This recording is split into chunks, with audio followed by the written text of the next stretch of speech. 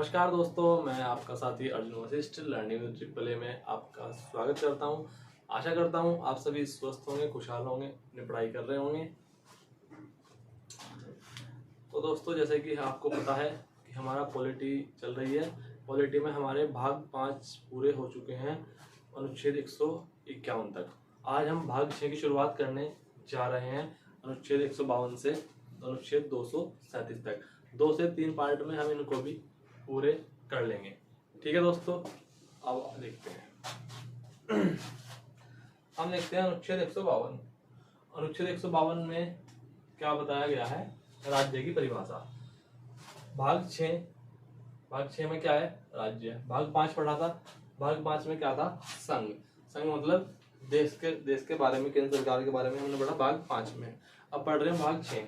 भाग 6 में हमें क्या पढ़ना है? राज्य के बारे में। राज्यपाल, मुख्यमंत्री, विधान परिषद, विधानमंडल, विधानसभा और हाई कोर्ट, इन सभी के बारे में हमें इसमें पढ़ना है। ठीक है, देखते हैं अनुच्छेद 152। अनुच्छेद 152 में क्या बताया गया है? राज्य की परिभाषा। ठीक है दोस्तों, अब देखते हैं अनुच्छेद 153। अनुच्छेद 153 में क्या दिया गया है? राज्यपाल का पद, मोस्ट इम्पोर्टेंट। ठीक है, याद रख लेंगे अनुच्छेद 153। अब देखो, मैंने आपको राष्ट्रपति बताया था कौन से अनुच्छेद में? अनुच्छेद 52। अनुच्छेद 52 में क्या है? राष्ट्रपति। जो स्थिति देश में राष्ट्रपति की होती है, वही स्थिति प्रदेश में राज्यपाल की होती है। तो राष्ट्रपति कौन से अनुच्छेद में था? अनुच्छेद 52। 52 के बाद क्या आता है? 53। तो 53 में आपको क्या करना है? एक जोड़ देना है, तो बन गया 153। 153 में क्या है? राज्यपाल का पद। ठीक है दोस्तों, अब देखते हैं अनुच्छेद 154। राज्यपाल कार्यपालिका का औपचारिक प्रधान होता है।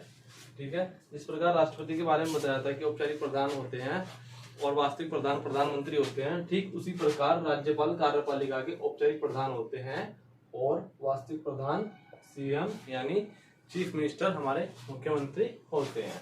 ठीक है, अनुच्छेद 155 में क्या है? राज्यपाल की नियुक्ति। राज्यपाल की नियुक्ति कौन करते हैं? राज्यपाल की नियुक्ति करते हैं राष्ट्रपति। ठीक है, राज्य के राज्यपाल की नियुक्ति कौन करते हैं? राष्ट्रपति करते हैं। और किसकी सलाह पर करते हैं? प्रधानमंत्री की सलाह पर करते हैं। अनुच्छेद 155 पीएम की सलाह पर पीडी यानी प्रेसिडेंट करते हैं। ठीक है, अनुच्छेद 156 राष्ट्रपति का कार्यकाल। राष्ट्रपति का कोई कार्यकाल नहीं होता। राष्ट्रपति तब तक अपने पद पर बने रहते हैं जब तक राज्यपाल का अपना कार्यकाल नहीं होता। राज्यपाल तब तक अपने पद पर बने रहते हैं जब तक राष्ट्रपति चाहते हैं, और जब राष्ट्रपति जो मन करे हटा सकते हैं, जब मन करे बिठा सकते हैं। तो उनके कार्यकाल की कोई सीमा संविधान में नहीं दी गई है। ठीक है दोस्तों, अब देख लेते हैं अनुच्छेद 157। 157 में क्या दी गई है?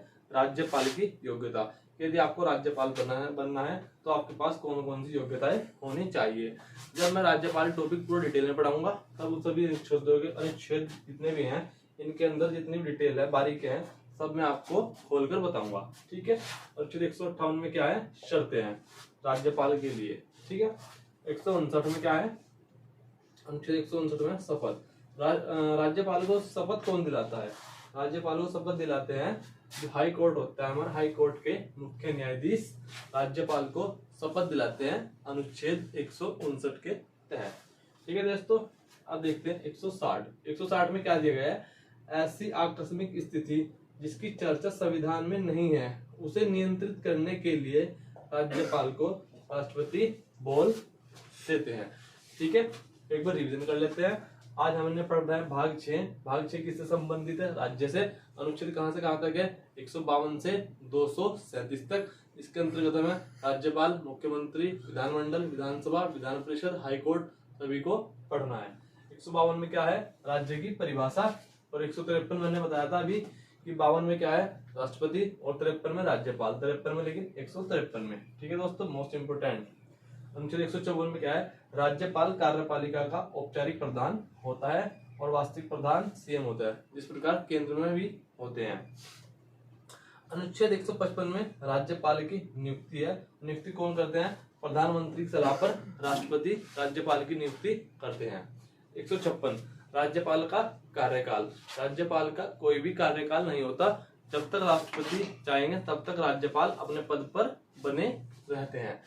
ठीक है, अनुच्छेद 157 में क्या है, योग्यताएं दी गई हैं राज्यपाल की, ठीक है। अनुच्छेद 158 में शर्तें दी गई हैं। 159 में शपथ दी गई है, कौन दिलाता है, हाई कोर्ट का मुख्य न्यायाधीश, ठीक है दोस्तों। और अनुच्छेद 160 में ऐसी आकस्मिक स्थिति जिसकी चर्चा संविधान में नहीं है उसे नियंत्रित करने के लिए राज्यपाल को राष्ट्रपति बोल सकते हैं, ठीक है दोस्तों। अब आगे देखते हैं दोस्तों अनुच्छेद 161 से, ठीक है। अनुच्छेद 161 में क्या दी गई है, राज्यपाल की क्षमादान की शक्ति। इस प्रकार राष्ट्रपति की क्षमादान शक्ति अनुच्छेद 72 में दी गई थी, उसी प्रकार राज्यपाल की क्षमादान की शक्ति होती है जो अनुच्छेद 161 में दी गई है। लेकिन जो राष्ट्रपति होते हैं वो क्षमादान की शक्ति के तहत व्यक्ति की मृत्यु दंड की सजा को भी कम कर सकते हैं, लेकिन ये मृत्यु दंड की कम करने की सजा वाली शक्ति राज्यपाल को नहीं दी गई है। इसके अलावा और अन्य क्षमादान की शक्तियां राज्यपाल को दी गई हैं, ठीक है। 162 में क्या है, राज्य की कार्यपालिका की शक्ति का विस्तार कौन करेंगे, राज्यपाल करेंगे। तो अनुच्छेद 162 में क्या कहा गया है कि जो राज्य की कार्यपालिका होगी उस कार्यपालिका की शक्ति का विस्तार कौन करेंगे, राज्यपाल करेंगे, ठीक है। 163 में क्या कहा गया है, राज्यपाल को सहायता एवं सलाह के लिए एक मंत्री परिषद होगी, इसका अध्यक्ष कौन होगा, सीएम यानी मुख्यमंत्री होंगे, ठीक है। यानी मुख्यमंत्री किससे संबंधित है,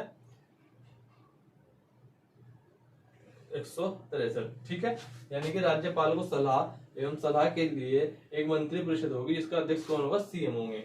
164 में क्या है, सीएम की सलाह पर राज्यपाल अन्य मंत्रियों की नियुक्ति करेगा, यानी कि ये जो मंत्री परिषद बनेगी इसका अध्यक्ष कौन होंगे, मुख्यमंत्री।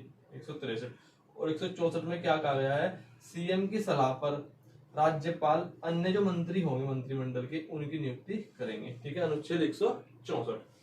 165 में क्या है, महाधिवक्ता, ठीक है। जिस प्रकार अनुच्छेद 176 में मैंने आपको महान्यायवादी बताया था जो कि केंद्र सरकार का वकील होता है, ठीक उसी प्रकार राज्य में भी एक महाधिवक्ता होता है जो कि राज्य सरकार का वकील होता है, अनुच्छेद 165 में।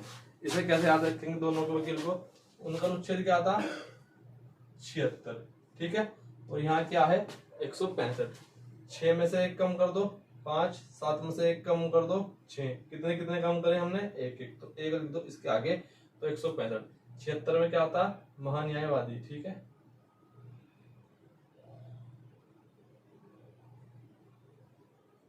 76 महान्यायवादी और 165 में महाधिवक्ता।